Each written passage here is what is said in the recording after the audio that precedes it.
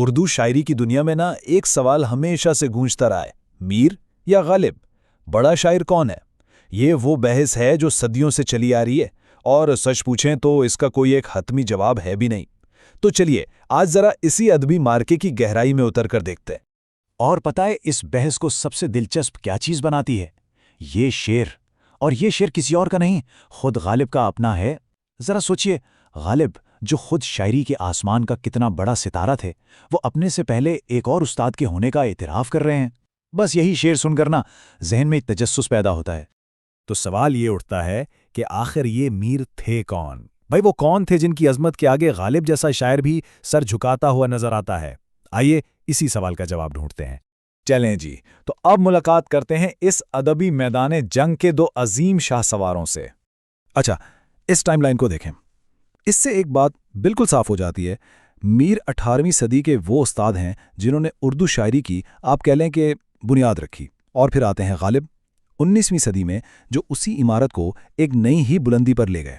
مطلب ایک طرح سے جب میر کا سورج ڈوب رہا تھا، ٹھیک تبھی غالب کا ستارہ چمکنا شروع ہوا تھا۔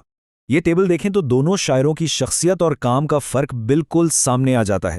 ایک طرف ہے میر، لقب ہے خدائے سخن، یعنی شاعری کا خدا، اور کام اتنا کہ زندگی میں 6 دیوان لکھیں۔ انہوں نے عام بول چال کی زبان کو وہ شاعری کا درجہ دیا جو آج تک قائم ہے۔ پھر دوسری طرف ہے غالب، فلسفی شاعر۔ ان کا کلام بھلے ہی مختصر ہے، لیکن اس میں گہرائی اور سوچ کی انتہا ہے۔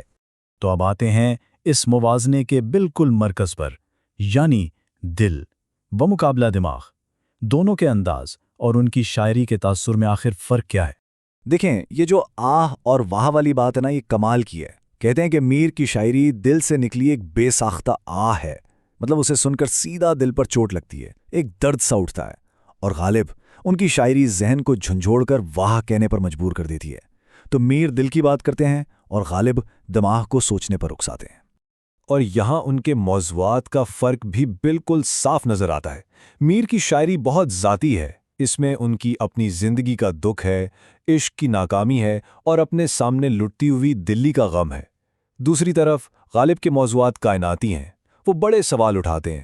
وجود کیا ہے، تقدیر کیا ہے، زندگی کا مطلب کیا ہے، وہ گہرے فلسفے میں چلے جاتے ہیں۔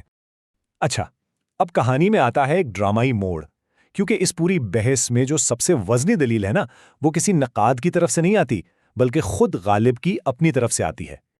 اور یہ وہ گواہی ہے جو اس پورے مقابلے کو ایک بالکل ہی نیا رنگ دے دیتی ہے۔ اس سے پتہ چلتا ہے کہ بڑے فنکار ایک دوسرے کو اصل میں کس نظر سے دیکھتے ہیں۔ تو ہم واپس آتے ہیں اسی شعر پر۔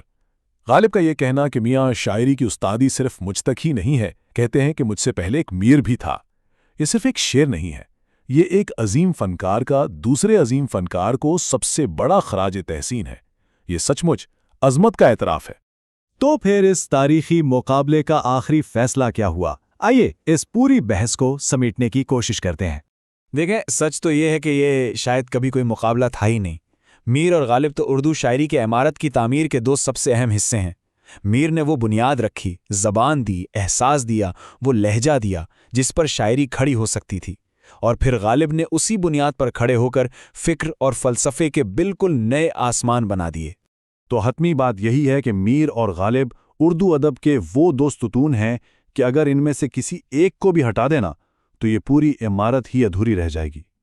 ایک کو دوسرے سے بڑا کہنا دراصل دونوں کی عظمت کو کم کرنے جیسا ہے۔ لیکن آخر میں ایک سوال پھر بھی رہ جاتا ہے کہ کون سا انداز دل کو زیادہ چھوتا ہے؟ میر کا وہ درد جو سیدھا روح میں اتر جاتا ہے، یا غالب کی وہ سوچ جو ذہن کے بند دروازے کھول دیتی ہے؟ اور اس کا فیصلہ تو ہر پڑھنے والے کو اپنے ذوق کے مطابق خود ہی کرنا ہے۔